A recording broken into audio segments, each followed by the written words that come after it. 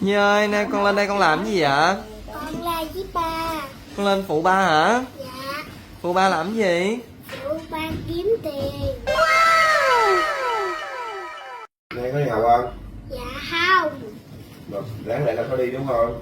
Dạ. Nhưng sao nghỉ học? Tại vì ra phụ ba. Ba nói là nghỉ luôn đi để ba để Nhi. Trời ơi. Nhỏ này con gái nhiệt tình.